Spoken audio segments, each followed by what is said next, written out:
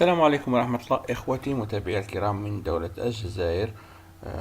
هذه النشرة خاصة بالجزائر، فهناك أمطار تهطل. طبعا نشرة خاصة بالأمطار. أمطار في هذه الأثناء تهطل في مناطق الجنوب. ستكون بعد عند الساعة 11 اليوم. طبعا التاريخ 30/1 2018 تتحرك بهذا الشكل.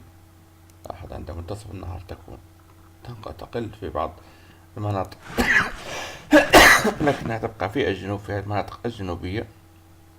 هذا عند الساعة، لاحظ مع حلول المساء تبدأ تكوين سحب جديدة في هذه المناطق، كما أنها تستمر في الهطول على هذه المناطق.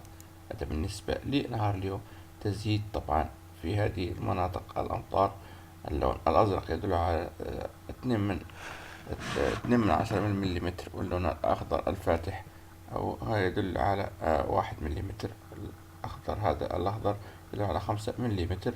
طبعا هذا بالنسبة لمساء اليوم ستكون بهذه الشكل المناطق التي يغطيها الأمطار. نأتي إلى يوم 31/1. الأمطار سوف تتحرك من هذه المناطق إلى مناطق الشمال الغربي بالتحديد، وبعضها يدخل في المغرب. في هذه المناطق أمطار غزيرة. لاحظ في هذه المناطق تقريبا ولاية بلعباس وولاية ومدينة. لاحظ حتى في هذه المناطق عند منتصف النهار تصلها بعض معلش، نحن هذا يوم بعد غد، نحن نحكي على يوم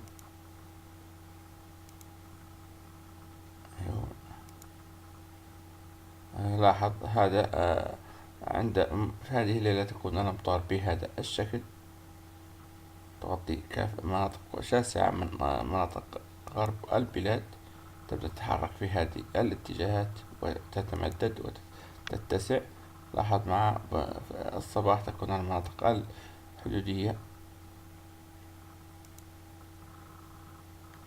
هذه التوقعات. لاحظ في هذه المناطق أيضا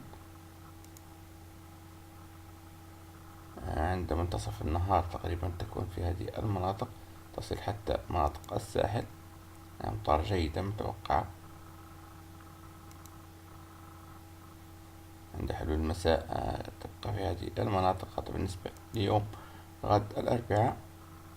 كما أسلفنا في نشرة سابقة أنه الأمطار سوف تعود من جديد بعون الله على الجزائر. كان هذا كل ما لدينا هذا الصباح. دمتم بخير والسلام عليكم.